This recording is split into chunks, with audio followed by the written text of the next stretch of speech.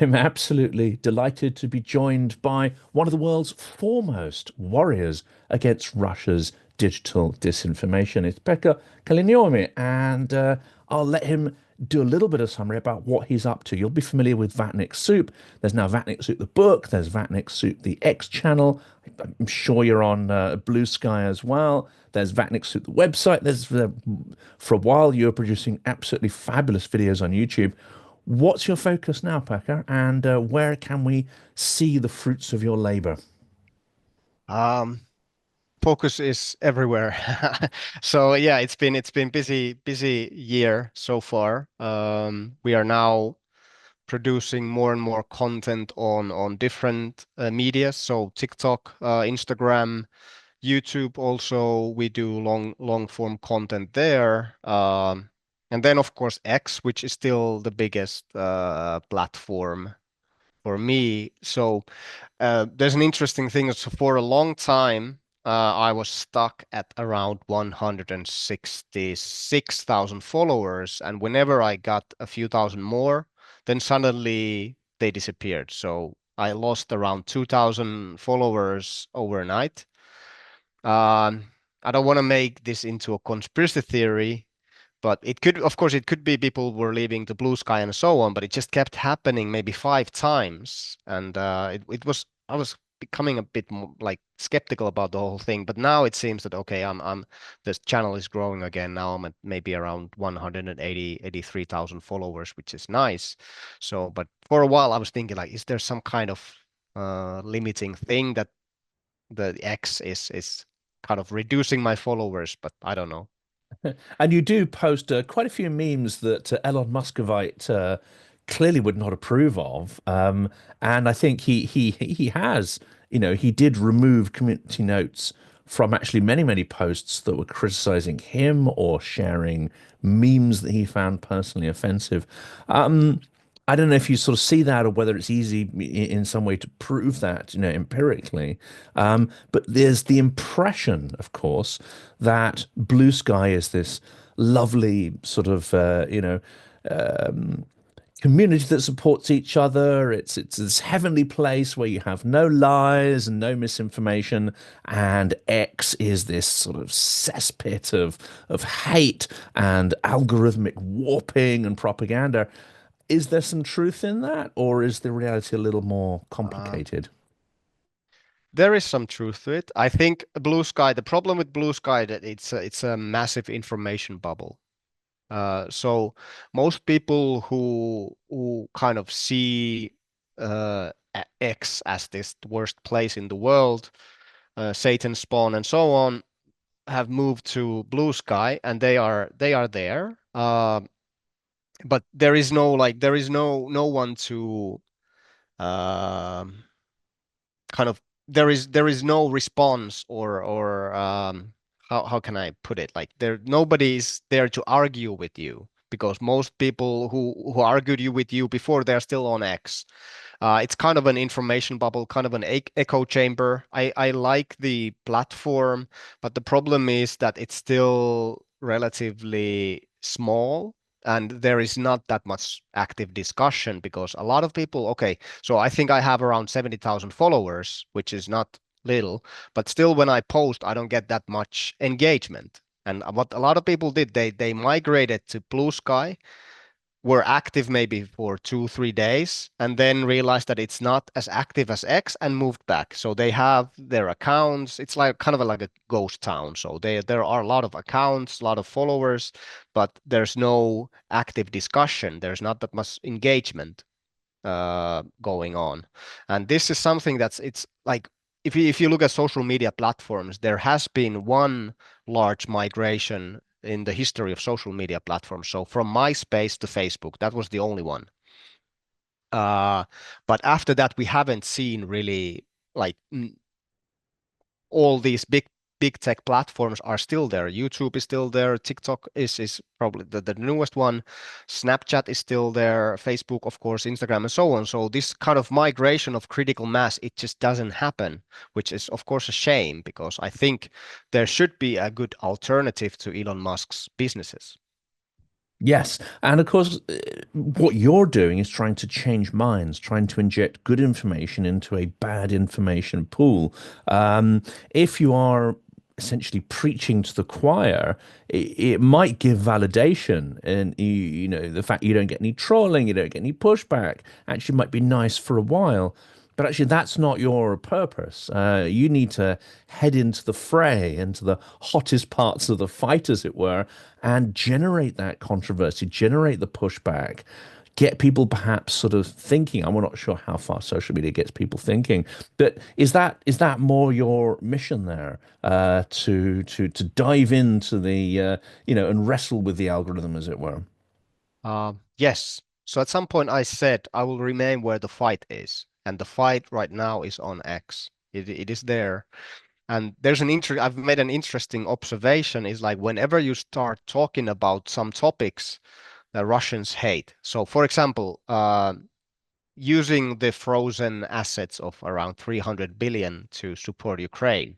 Whenever I tweet about this topic, thousands of bots start posting under like this is not legal, this is blah, like and so on. So you can sometimes find these topics that are very sensitive to the Kremlin, and you can find them by following what kind of comments do you get from the bot farms.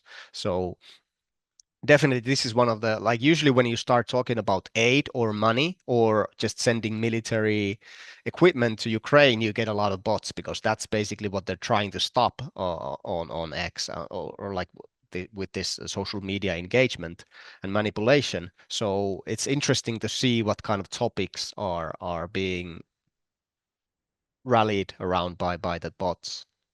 And of course, the last couple of weeks we've seen it's been an absolute roller coaster. Because of course, 2 weeks ago you had Trump calling Zelensky a dictator. Then a week later, did I say that? It's this extraordinary kind of switchback, which is clearly a kind of very heavy-handed negotiating technique. Then you had the blow up in the Oval Office, which I think was partly orchestrated. Whether that was by Trump's design or not, we may never know, but certainly I think on Vance's part it was orchestrated. And of course, that generates not just stuff for Russian propaganda to push back on, it actually creates material which they can broadcast in a positive way into their echo chamber. Previously, it was only Tucker Carlson, Tenet Media, and those kind of paid assets that gave them that sort of echo chamber material. Now they have mainstream Republicans. Now they have Trump. Now they have Vance.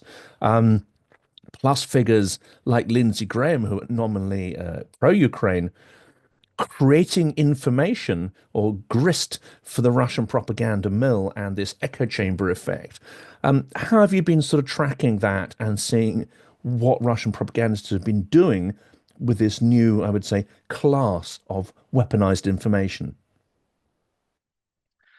Um, yeah, so when you look at what the Russians are doing right now, they are just sitting down enjoying because now their plans have kind of materialized. Now they can see what this massive operations, influence operations and manipulation operations, how they have affected the American audience.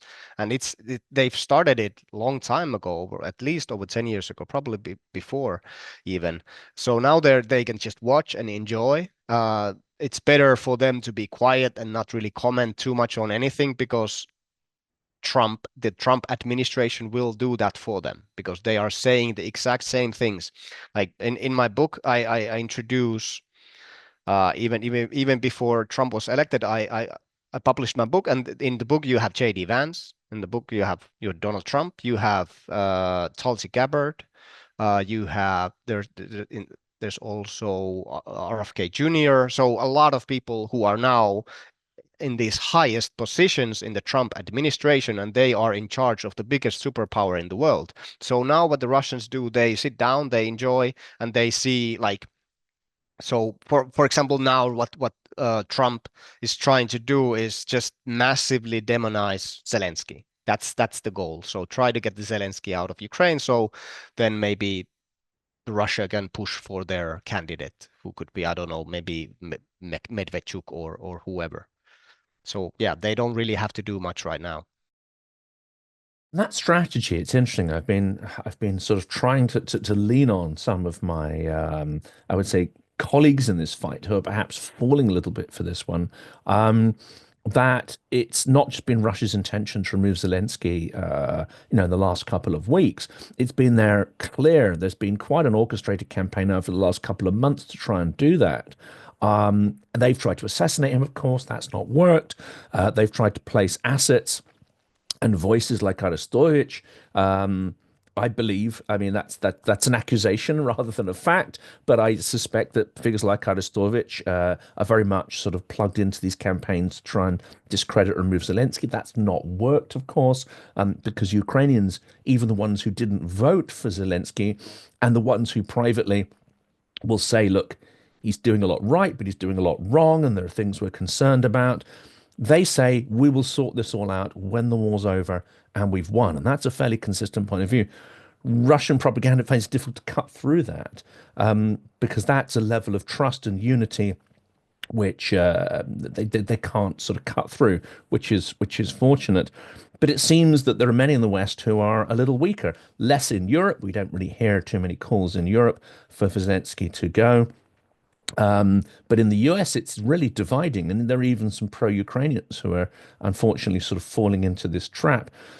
Here's a curious idea. I rather suspect, and only history will show this, that actually the campaign to get Zelensky, get Zaluzhny removed, what pushed it finally over the line is we're not sure, but I rather suspect that Russia had a role there, amplifying concerns, injecting them into Washington and so on, because it's these kind of divisions and these big political struggles that they want to enhance because they think it will give them some kind of advantage. So, how do you see this sort of playing out? And do you see Zelensky sort of almost immediately, coming back with what looks like a sort of semi-apology?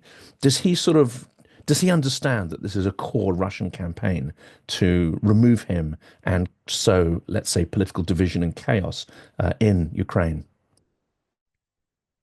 Definitely 100% he knows what's going on. And it's basically since the day one of the full-scale invasion was, okay, we need to, from Russia, their goal was to replace the leaders of Ukraine with their own puppets. So that's been they've been extremely consistent with this. So for example, former President Viktor Yanukovych, or was he prime minister? President. Well, President, I think it we'll was fact president, check wasn't that. he? Yeah. Either one. So he actually traveled to Belarus just few days before the full-scale invasion started, perhaps planning to come back to Kyiv if Kyiv falls in what 3 days. What was the Mhm. plan? Fourth Uh, president, Terror, 2010, 2014, fourth yes. president of Ukraine. Yeah. Uh, But he did serve as prime minister several times, hence, maybe the okay, so both. confusion there. Yeah. Um, And then Medvedchuk there was also, I think in Kyiv Independent, there was an article that Medvedchuk was considered to become the leader of Ukraine after Kyiv falls. But of course it didn't because of brave Ukrainians and brave Zelensky. So that's been their goal since day one. And now they see their chance because now they get everybody's kind of all Trump allies are now demonizing Zelensky. So Javier Milei, the Argentinian president, he now deleted all photos where he is with Zelensky. Uh, a lot of MAGA Republicans are now saying bad things about Zelensky, and of course, so now the the work that was previously done by the Kremlin is now done by the U.S. government and Trump allies. So their goal is to remove Zelensky and then maybe try to get their own puppet again in power. But I think they are underestimating the unity of Ukraine right now. So if you look at the actual who are popular candidates in Ukraine, that would be probably Zaluzny would probably be the number one, or Zelensky.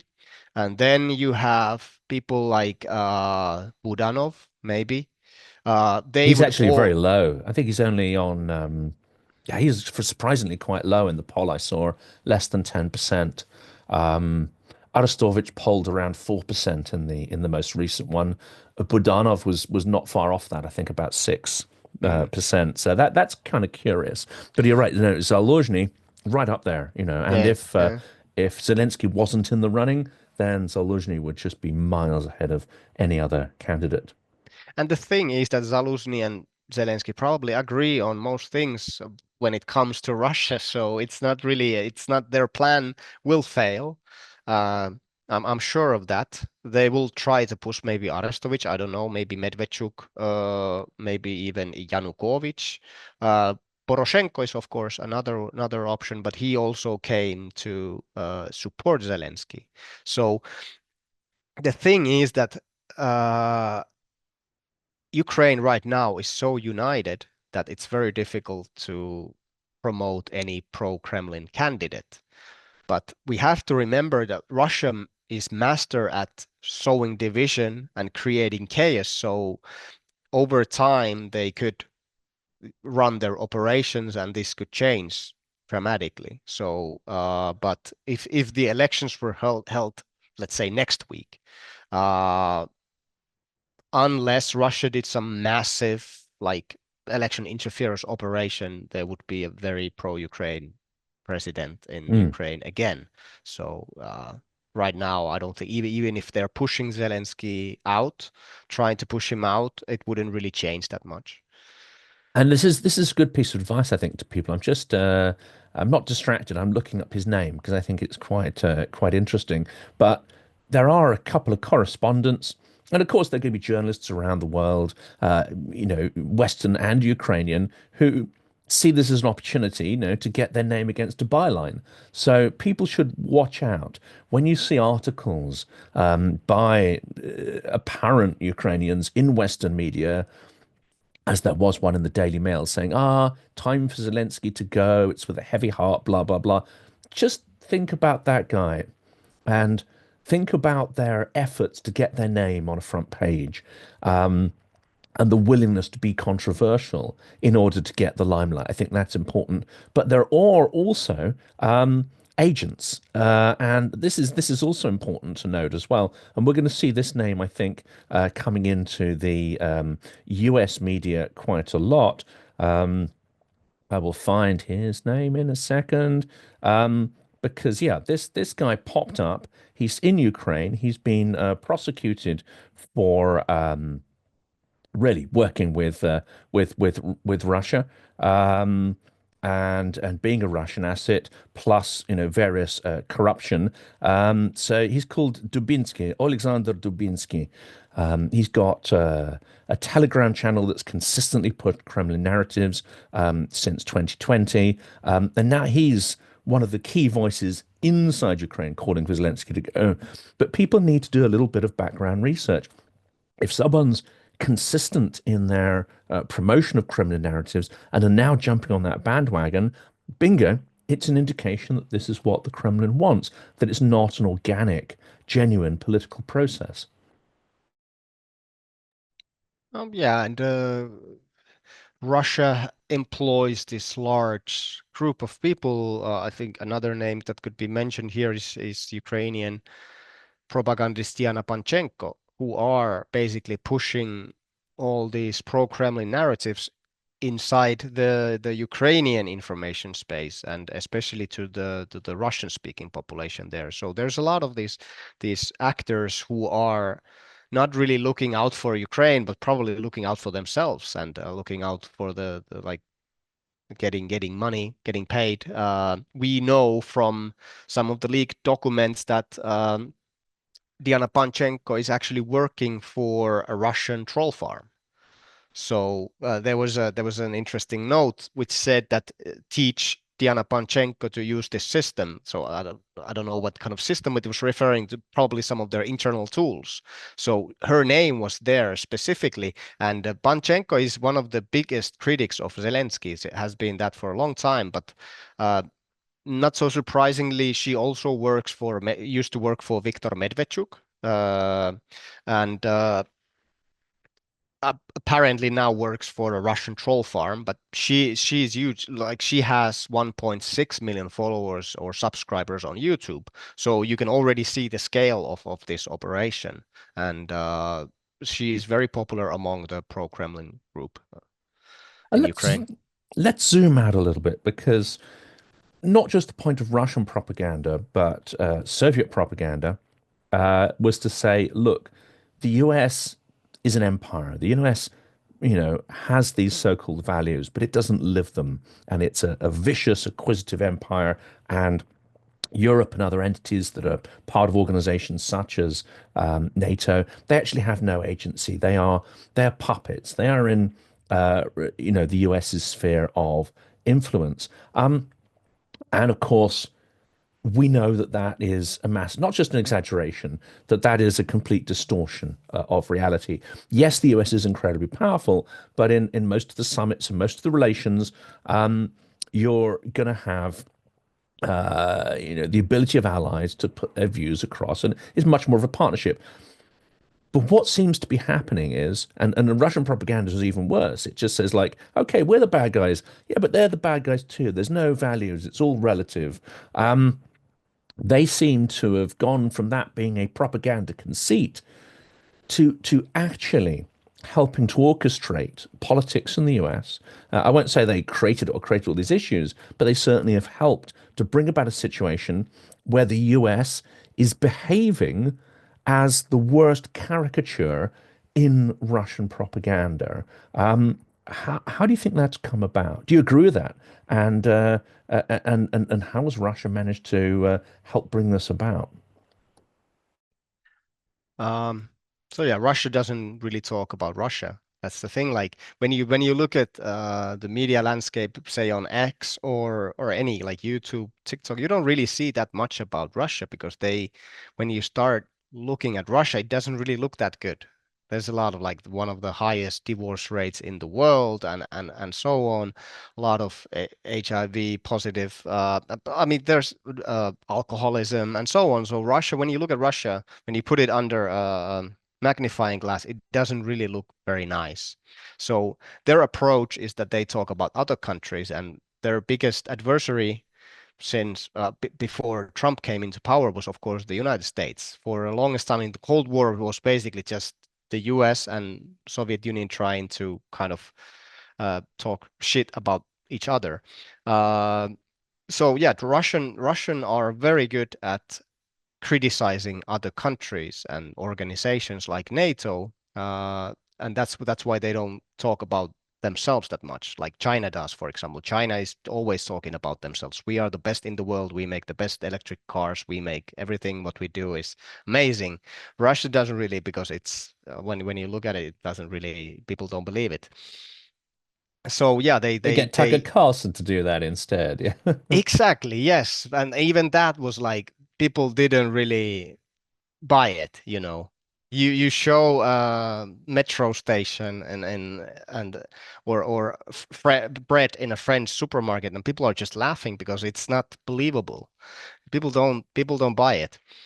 So Russia talks about the US. They talk about some, I don't know, deep state. There's a lot of conspiracy theories also tied to all this, because that's basically where they always operate.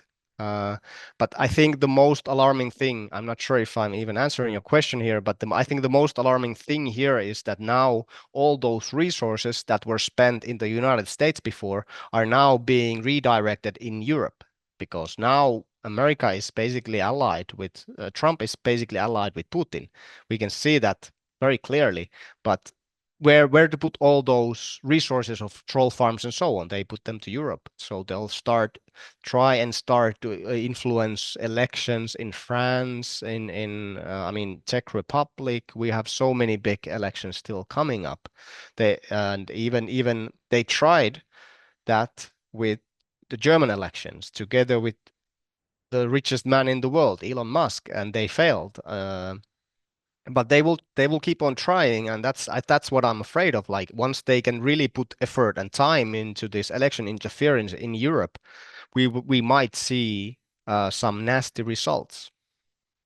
It's a little bit like, I don't know if you've seen that movie, The Devil's Advocate, where the whole movie, the devil's trying to convince the character Keanu Reeves to do, certain things, and that plan fails catastrophically.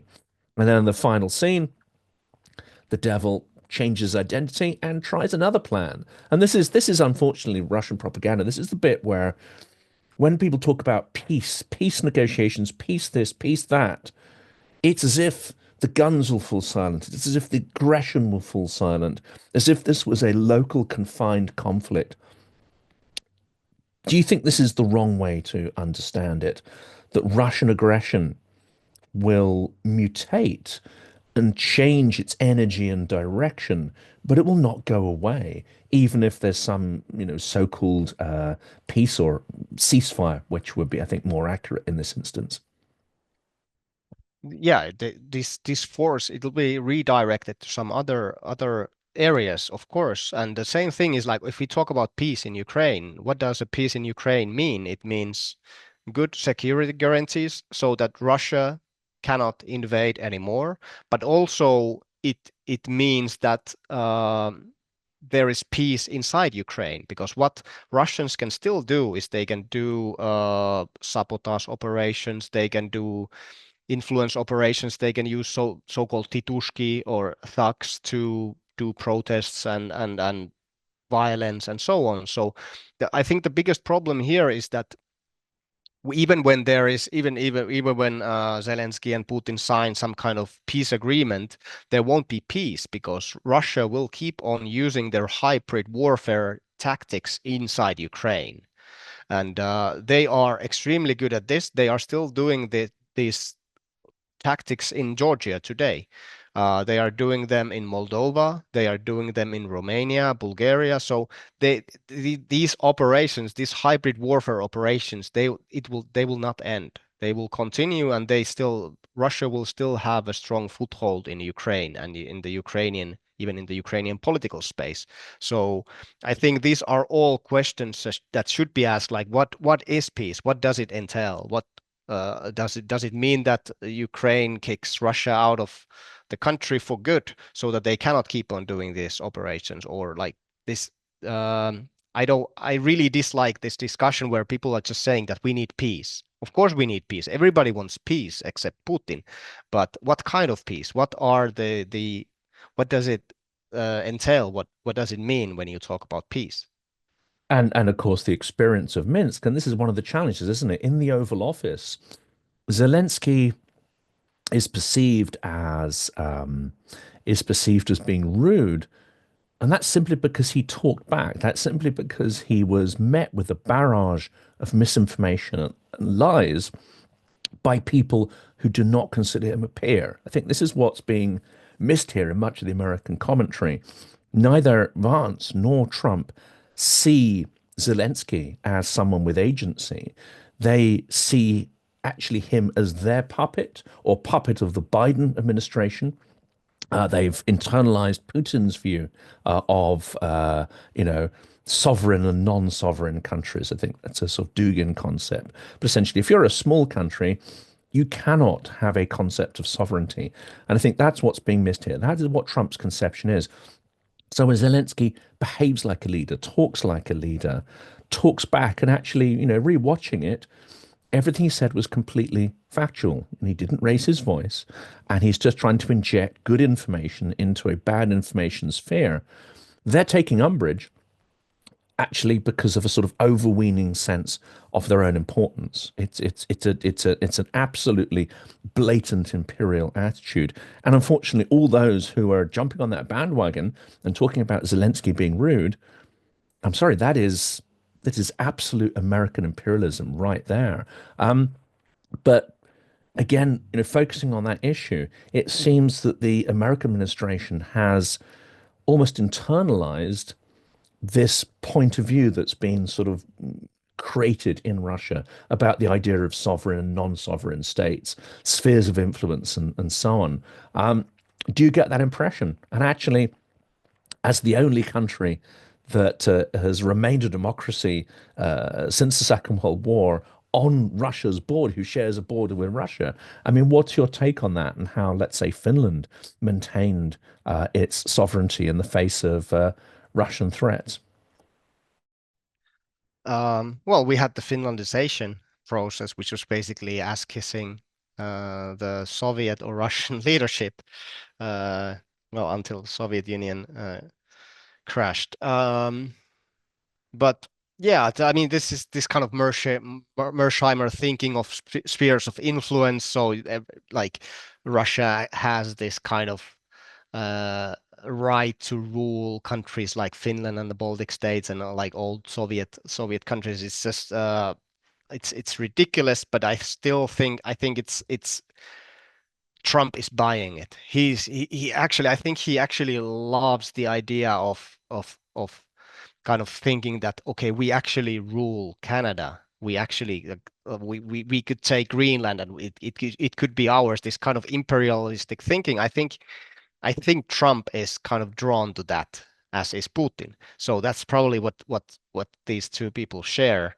in their thinking, geopolitical thinking. I mean, the whole thing of if you look at the whole situation, Trump has not said one bad thing about Putin.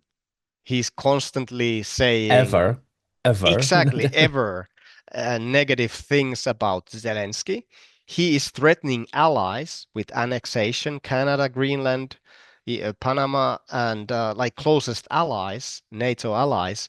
So it's just like this absurd situation where our the leader of the free world, the United States, is suddenly has become this ally of the biggest authoritarian states in the world. So it's very difficult for me to comprehend why they are doing this unless they are actually trying to this kind of ridiculous strategy of trying to undermine China, which I don't think it will work because China and Russia are too closely collaborating too closely to act like they're not never going to go for that. I think Putin is basically trying to use Trump to get whatever he wants and then yeah, go Yes. back to business as usual.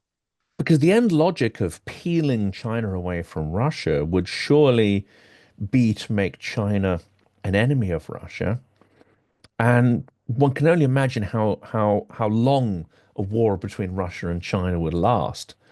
Not very long, I think, is the answer. You know, if they flooded across that southern border and retook territories which once were Chinese sovereign territories. So it's, people are criticizing Biden and you're inciting World War III, etc. Trump's strategy directly could lead to the most extraordinary conflict, where we have China on the border of Europe and not Russia. Yeah, I mean that is an interesting take. I had some thought in my head, but I lost it. So my mad idea chased your chased Yeah, your thought it's just out. made me think about the whole situation. But just to make things clear, are you talking about China invading Europe or China allying with Europe, or like It's what's your who take here? knows? I mean, but certainly, to dial it down from that sort of rather curious sort of fantasy there. Certainly, it pushes Ukraine closer to China potentially. And indeed, I think it was Yermak just a day or two ago said we now must start negotiations with China and maybe talk about minerals with them as well, because this could be quite clever.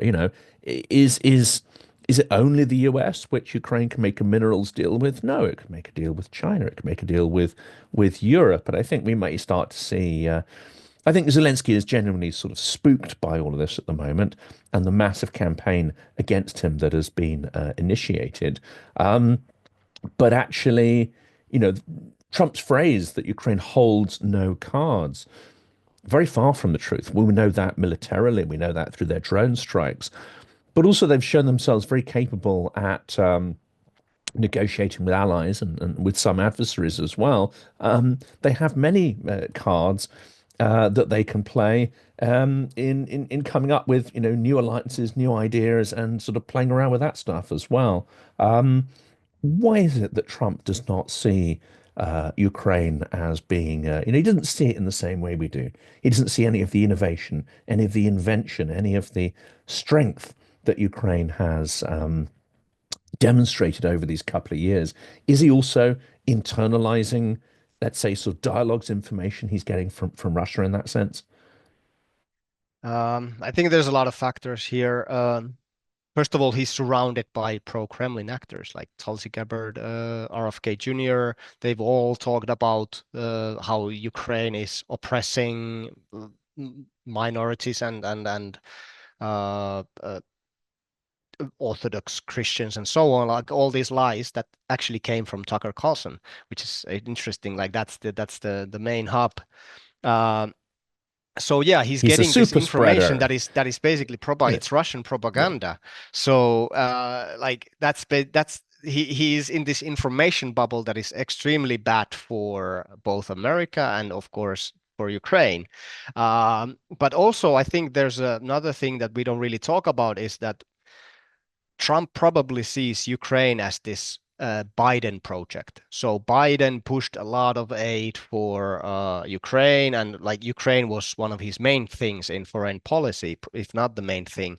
And of course, Trump is anti-Biden in that sense. Like whatever Biden did that was bad, we have to change that. That's like, okay, you have to give us back our money, $350 billion, which is of course ridiculous, just made up amount. So I think it's also this kind of anti-Biden, anti-Democrat stance that they are kind of doing there, even though the support for Ukraine was extremely bipartisan, but they see it as this kind of Democrat project that needs to be buried and buried it very deep. So that basically Biden doesn't get any credit for Ukraine. That's it. And if it goes badly, if it's a bad piece, then all the better because they can turn around and say, "Look how your project ended. This is all your fault." Much in the same way that they managed to pin the Afghan withdrawal onto Biden, although they bear a high degree of culpability for it as well in the Trump administration. Well, we touch on some really interesting things here. I know we've jumped around a lot, but hopefully there's some logical consistency between it. So you've mentioned some of these narratives that they then use to reinforce that overall objective to discredit Biden and distinguish themselves. They use lies about the Ukrainian Orthodox Church. They use lies about how the Russian Orthodox Church is being suppressed and religious freedoms, parties shut down, Ukrainian media is controlled by the government. We know there are a good sort of core set of narratives, and then there's a whole sort of little ecosystem of other narratives that swirl around, which they sort of test and learn from.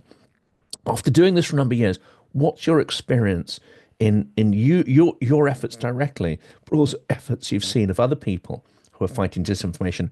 What is working to inoculate people against these lies, and what is working to disabuse people of these once they've started falling into the information trap?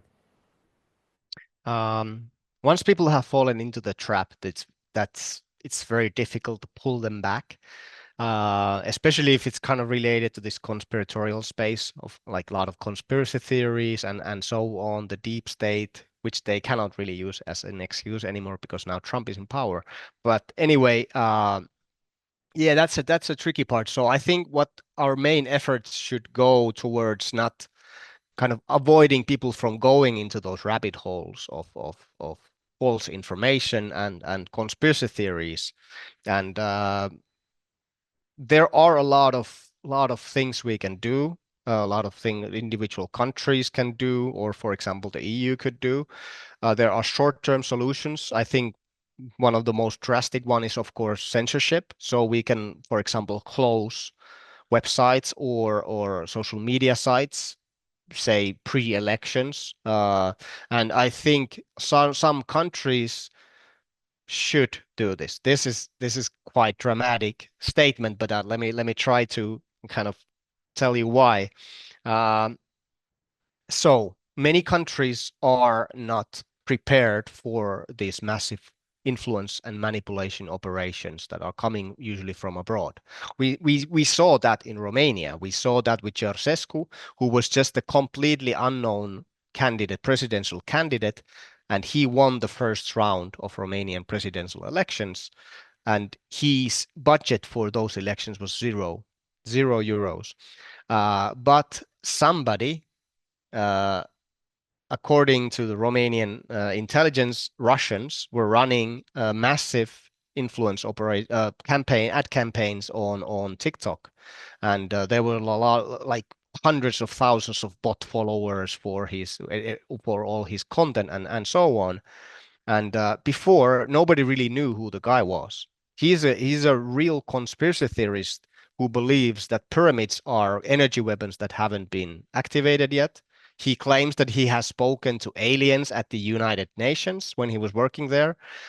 Just completely bonkers that there's nano chips in soda and that we are being controlled through that. So extremely deep in the rabbit hole.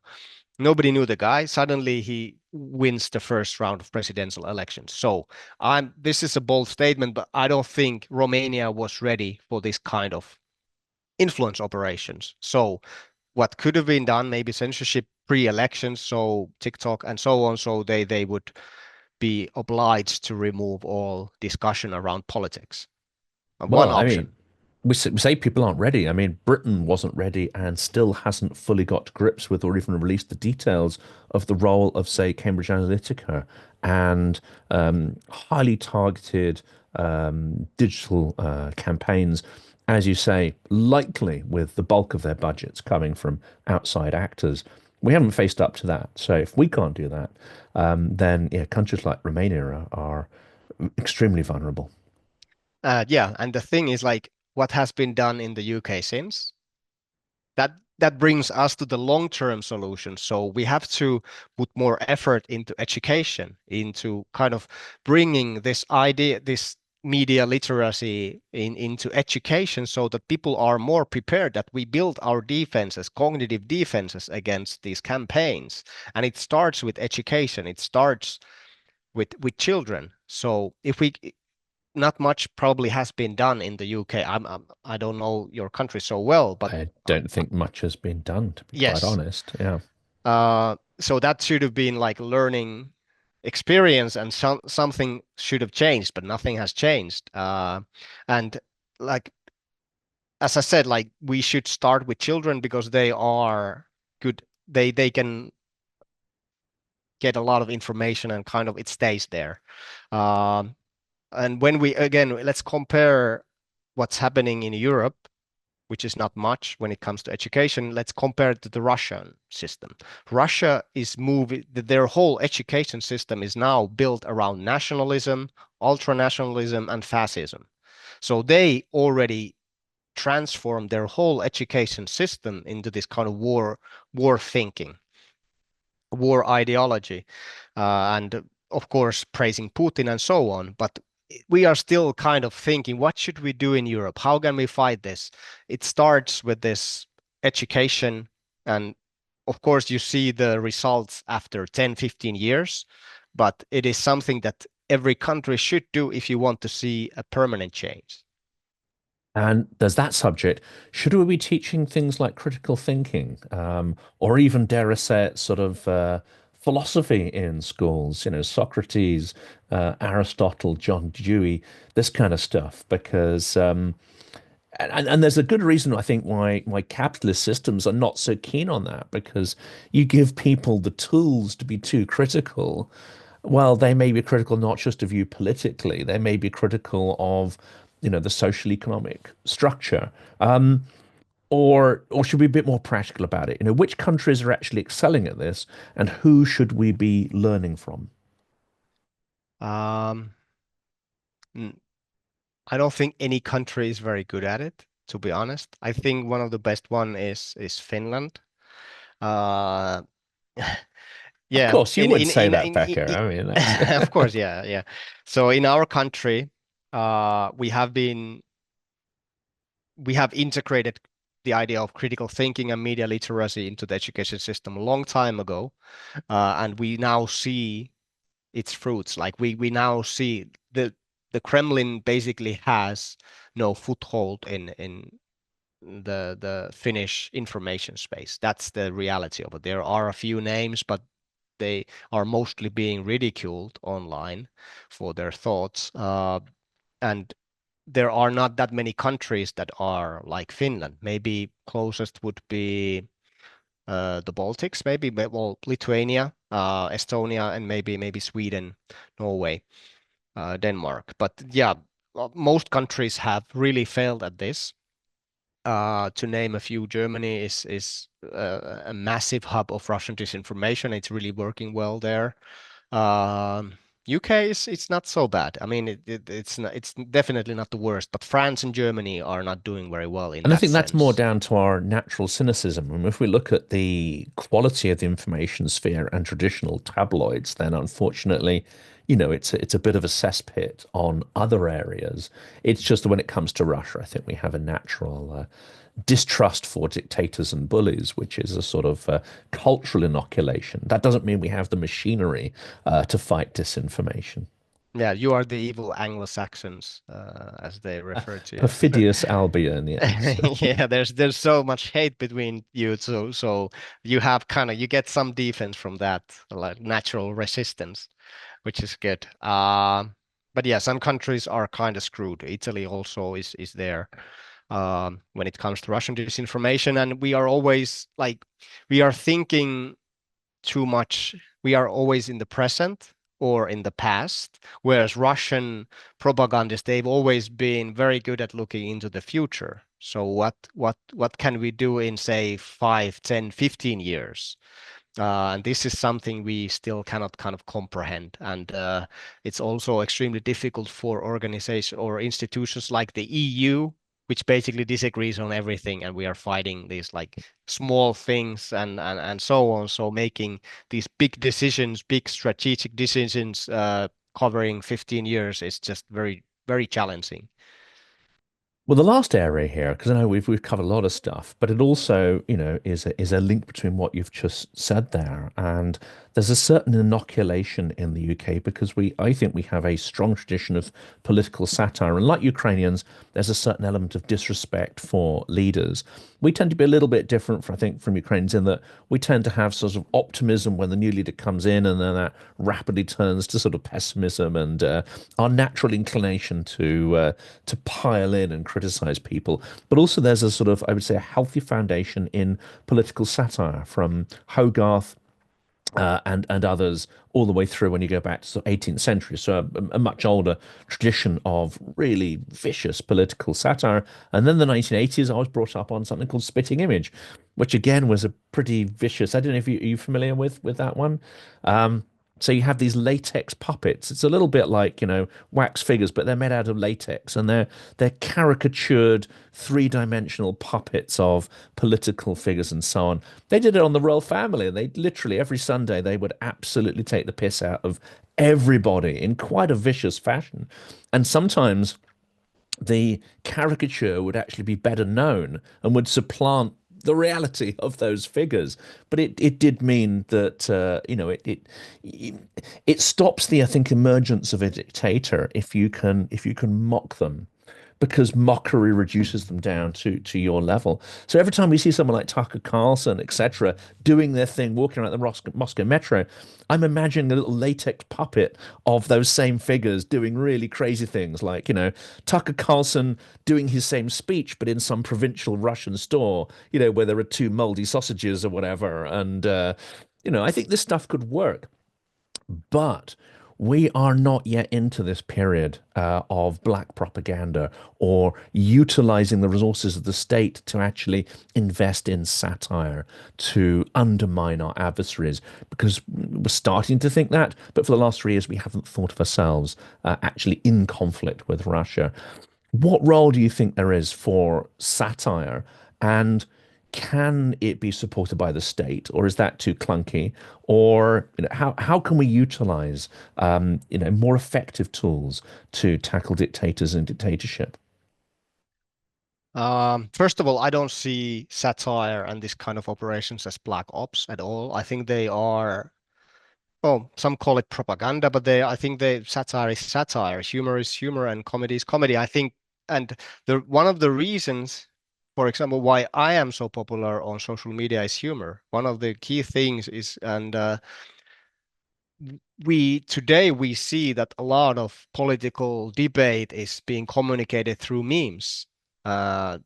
Just an example out of just last 3 days, all these edits of JD Vance that you've seen. I've seen hundreds of them, and they have immense power. They are being seen by millions of people, and people are spreading them around. So just saying that this kind of comedy and satire doesn't have an effect, I think that's just plain wrong, and it needs to be used more.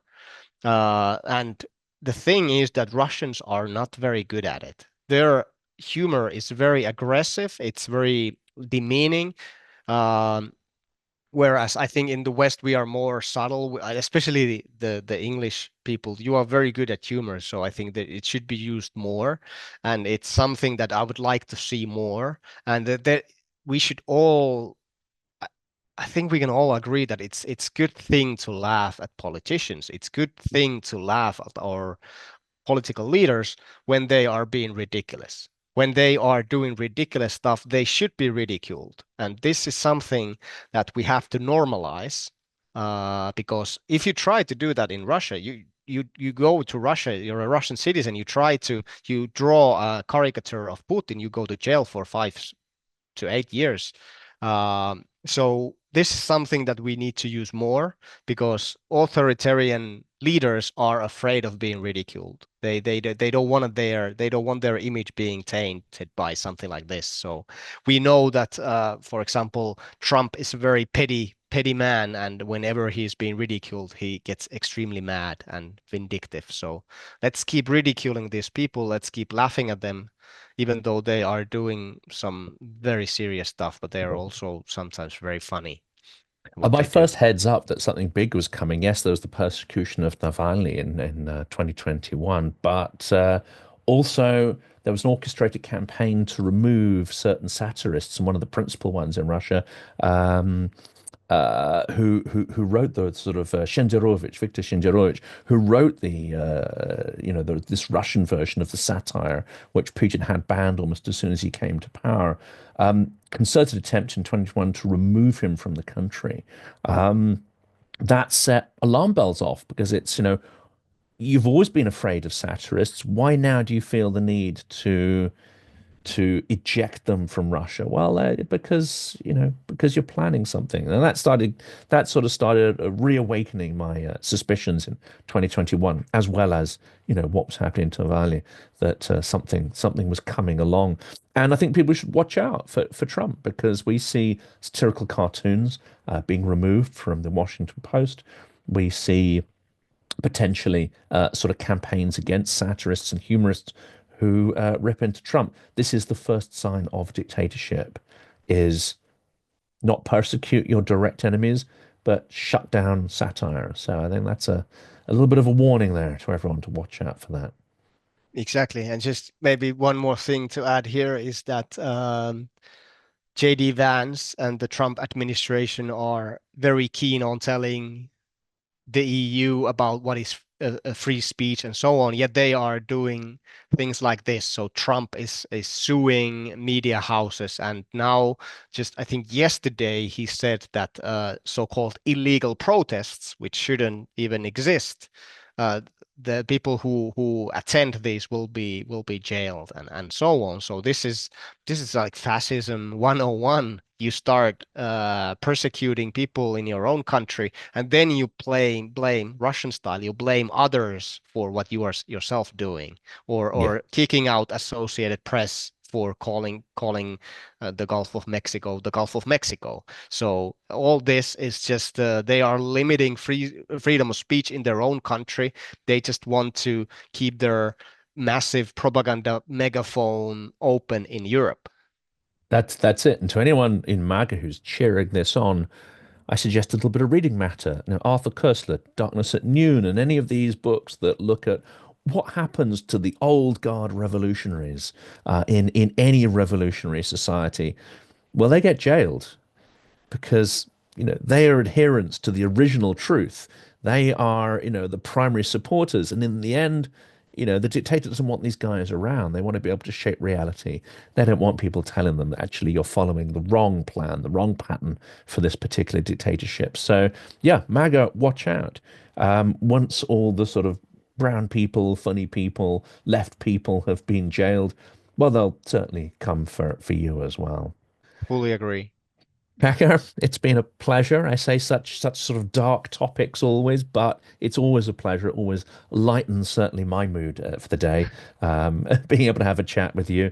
Thank you for everything you do. I know everyone on the channel appreciates the extraordinary work you do, and thank you for coming back on.